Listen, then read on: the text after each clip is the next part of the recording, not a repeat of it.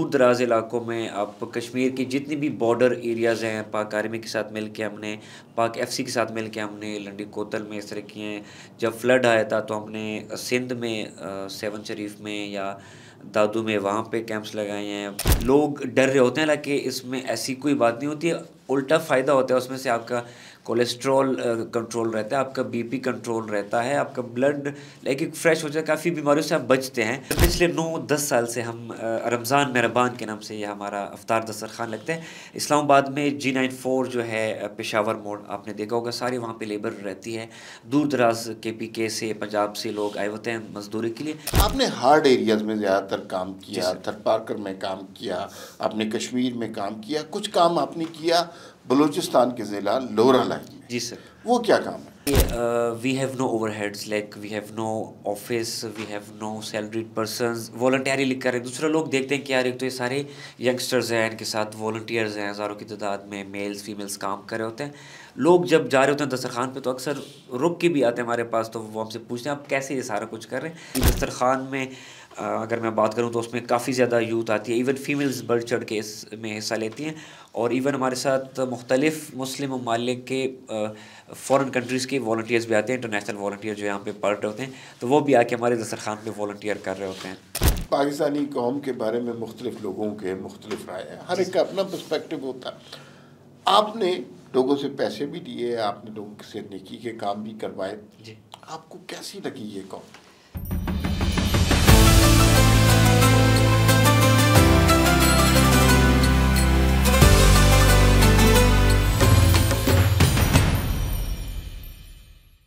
नाज़रीन अस्सलाम वालेकुम। वी न्यूज़ के रमज़ान मुबारक के खुसूसी सिलसिले नेक लोग का एक और एपिसोड आपकी खिदमत में पेश है। और इस नेक लोग जो हमारा प्रोग्राम है, इसके अंदर हम कोशिश करते हैं कि बेतहाशा लोग हैं जो इस माशरे में चीज़ों को बेहतर करने की कोशिश कर रहे हैं, उनका स्केल क्या है ये मौजूए बहस नहीं है, उनका जज्बा क्या है इसके ऊपर हम बात करते हैं।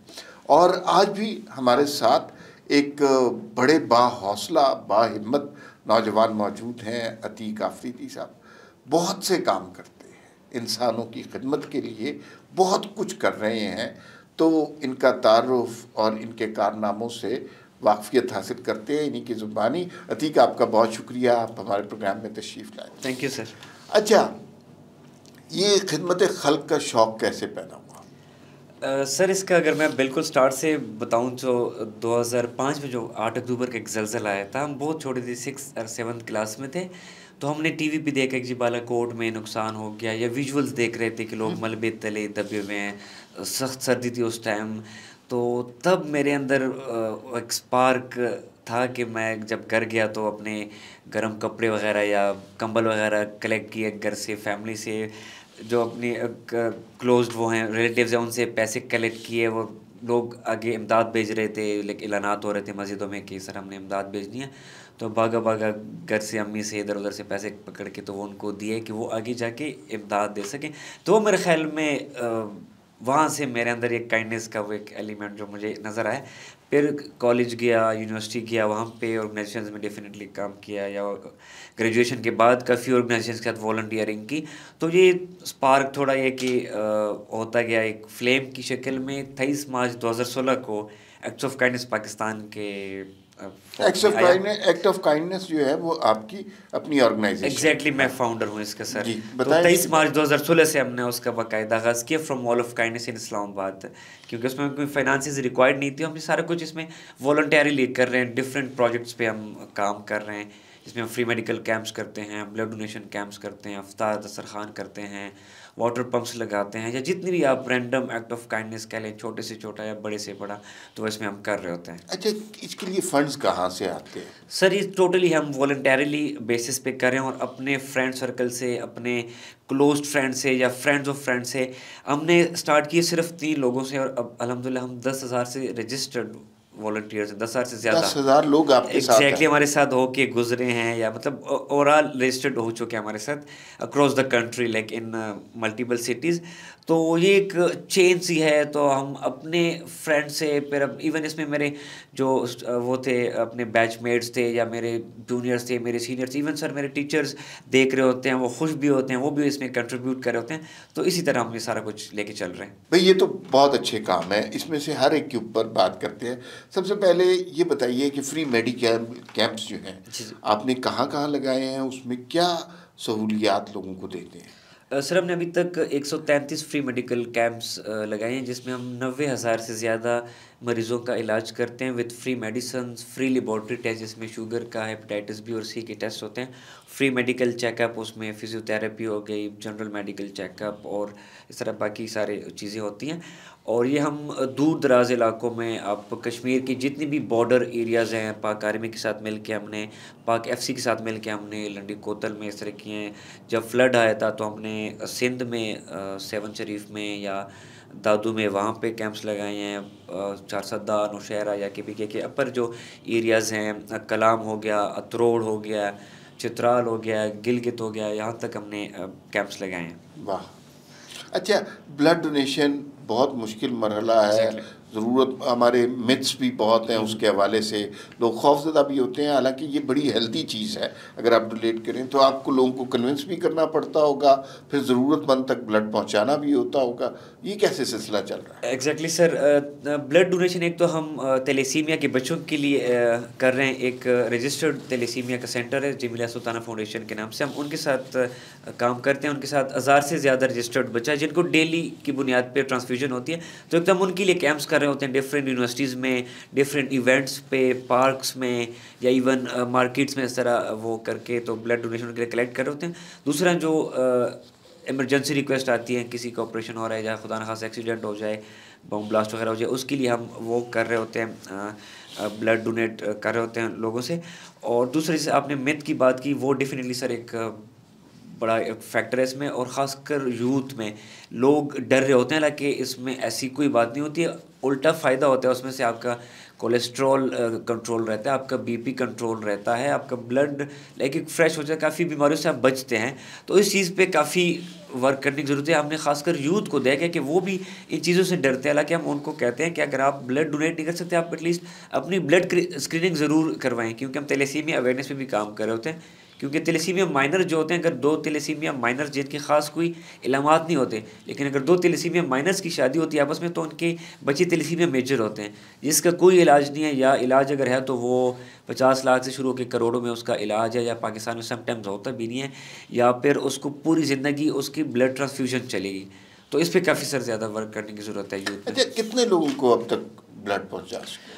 सर हज़ारों की तादाद में अल्हम्दुलिल्लाह हमने ब्लड पेंट्स कैंप्स भी वो किए हैं, कलेक्ट किए, क्योंकि हमने 50 से ज़्यादा ब्लड कैंप्स अभी तक अरेंज किए हैं यूनिवर्सिटीज़ में या बाकी इवेंट्स वगैरह पे। और इसके अलावा सैकड़ों केसेस हम वैसे सॉल्व कर रहे होते हैं जो रैंडम हमें रिक्वेस्ट आती है हॉस्पिटल से। अच्छा, इसके अलावा आप रमज़ान में एक और बड़ा मज़े का काम कर रहे हैं कि अफ्तार कराते हैं जी फ्री, सर। और G9 में करवा रहे हैं। बिल्कुल सर, पिछले 9-10 साल से हम रमज़ान मेहरबान के नाम से ये हमारा अफ्तार दस्तरखान लगता है इस्लामाबाद में। G94 जो है पेशावर मोड़, आपने देखा होगा, सारी वहाँ पे लेबर रहती है।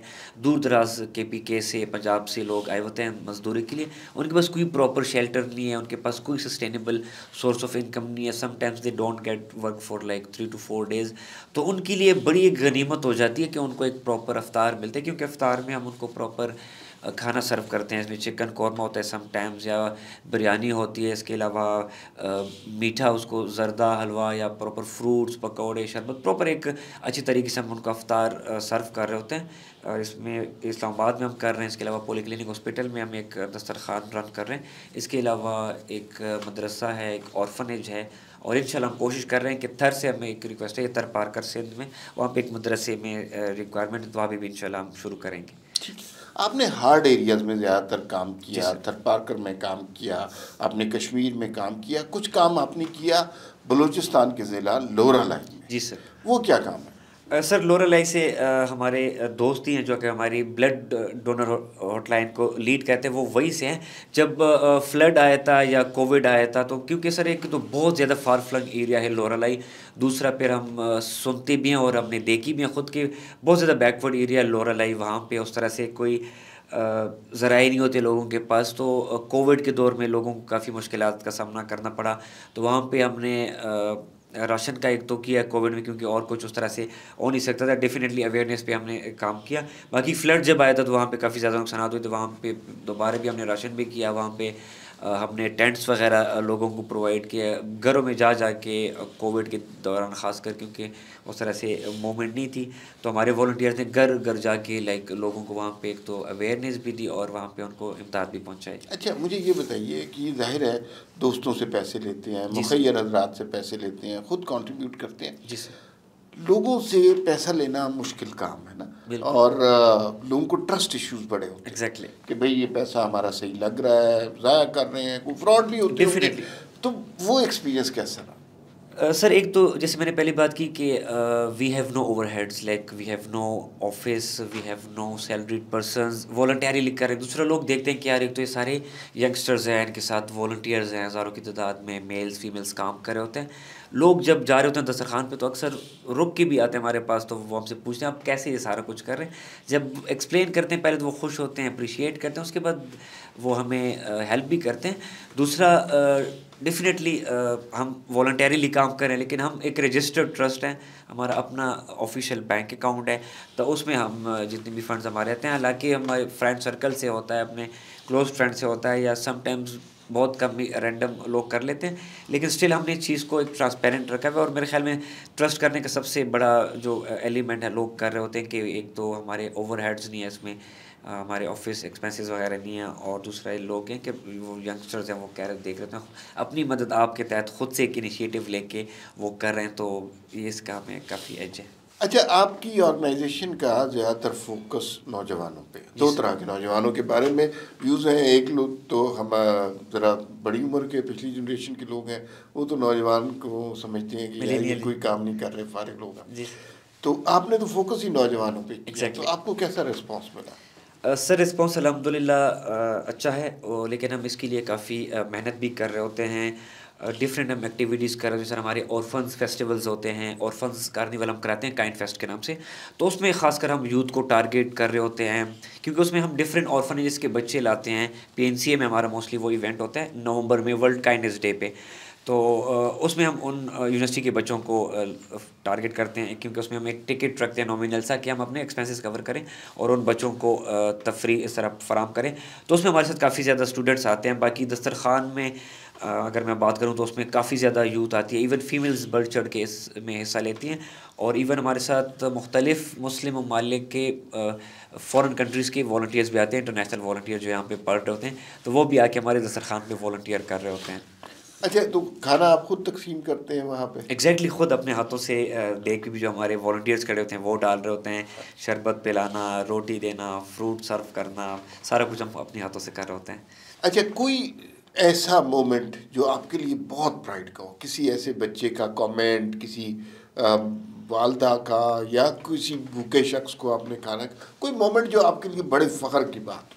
सर मोमेंट्स तो अल्हम्दुलिल्लाह बहुत ज़्यादा मिलते हैं दस्तरखान से। अक्सर कोई जब एक सिक्योरिटी गार्ड उठ के खड़ा होता है, आपको गले लगाता है, आपको अप्रिशिएट करता है, आपको दुआ देता है, तो वो उसका कोई नेमोल बदल नहीं है। लेकिन एक केस अगर मैं शेयर करूँ, ब्रेस्ट कैंसर का केस हमारे पास आया था फ्रॉम नौशहरा। एक यंग बच्ची थी हु वाज लाइक रिसेंटली वो उनकी एंगेजमेंट हो गई थी और she diagnosed with breast cancer. तो उनके लिए फिर हमने फंड रेजिंग की थी, और ये काफ़ी इनिशियल जब हम काम कर रहे थे, इनिशियल ईयर्स में था।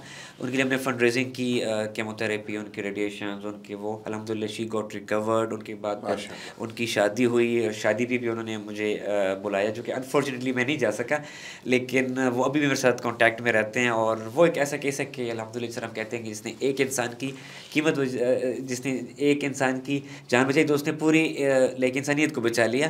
तो वो एक बड़ा एक प्राउड मोमेंट होता है, और जब भी मैं रिकॉल करता हूँ तो एक मोटिवेशन मिलती है कि हम कर सकते हैं इंशाल्लाह, अगर थोड़ी सी मेहनत करें। अच्छा, वैसे पाकिस्तानी कौम के बारे में मुख्तलिफ लोगों के मुख्तलिफ राय है, हर जी एक का अपना पर्सपेक्टिव होता है। आपने लोगों से पैसे भी दिए, आपने लोगों से नेकी के काम भी करवाए, जी। आपको कैसी लगी ये कौम? सर अजीम कौम है ये कौम। उसमें लाइक डोनेशन के उसमें भी, बाकी जो हमारे मॉरल्स हैं या एथिक्स हैं, लेकिन एक बात जिसमें बहुत ज़्यादा डिस्टर्ब होता हूँ, इल डिसिप्लिन है हम। अगर हम थोड़े से ये डिसिप्लिन हो जाएं, थोड़े से हम अपने आप को मैनेज कर लें, एक दूसरे का थोड़ा अच्छा ख्याल रखें, लाइक वो भाग दौड़ में रेस में ना लगें कि मैं इस बंदे को कैसे डॉज करूं कि मैं आगे बढ़ूं, तो इंशाल्लाह हम एक और अजीम कौम बन सकते हैं। अच्छा, एक्ट ऑफ काइंडनेस में किसी ने आपसे रब्ता कायम करना हो जी सर। तो वो किस तरह कर सकता है? सर actsofkindness.pk के नाम से हमारी वेबसाइट है, और इसके अलावा एक्ट्स ऑफ काइंडनेस पाकिस्तान के नाम से हमारे सोशल्स हैं, इंस्टाग्राम पे, यूट्यूब पे, फेसबुक पे। तो जो भी हमें ज्वाइन करना चाहता हो वॉलंटरीली या वैसे मोनेटरीली, अगर उन्हें हेल्प करनी हो तो वो जस्ट हमारे पेज पे मैसेज कर लें, तो हमारी सोशल मीडिया टीम उनको अप्रोच करेगी इंशाल्लाह। अभी आपने बिल्कुल जो है ना 2016 से काम शुरू किया, जी सर। सारी उम्र यही करने का इरादा है, तो क्या आगे क्या अचीव करना है? सर जैसे हमने 133 फ्री मेडिकल कैंप्स किए हैं बिल्कुल रूरल एरियाज़ में, जहाँ पे बिल्कुल बुनियादी सेहत की सहूलियात नहीं होती, तो वो हमारे लिए एक फिजिबिलिटी सी होगी है कि कहाँ कहाँ पे कौन सी बीमारियाँ हैं, कहाँ कहाँ पे कौन सी फैसिलिटीज़ लैग कर रही हैं। तो इंशाल्लाह हमारा इरादा है कि दूर दराज इलाकों में हम डिस्पेंसरीज का क्याम करें, छोटे छोटे हॉस्पिटल के एटलीस्ट वहाँ पे एक स्पेशलाइज्ड डॉक्टर हो, क्योंकि वहाँ पे MBBS डॉक्टर तक नहीं होता हॉस्पिटल में, जो टेक्नीशियंस होते हैं वो उनको देख रहे होते हैं, तो इससे और ज़्यादा लाइक पेशेंट्स को ख़तरा होता है। तो इंशाल्लाह ऑन एक लार्जर स्केल इंशाल्लाह अपने डिस्पेंसरीज का कैंप और हॉस्पिटल्स का, अगर मैं खिदमत की बात करूँ तो इंशाल्लाह हमारा प्लान है कि हम करें इसको। अतीक आफरीदी, आपके वी न्यूज़ में आने का बहुत शुक्रिया, Thank you so आपसे much, मुलाकात करके बहुत अच्छा लगा। नाज़रीन, ये वो लोग हैं जो नौजवान भी हैं, हौसलामंद भी हैं और नेक नीयत भी हैं, और इस माशरे में नेकियां फैला भी रहे हैं, नेकियां कर भी रहे हैं। ऐसे लोगों पर हम सबको फ़ख्र होना चाहिए। फिर मुलाकात होगी। अल्लाह हाफ़िज़।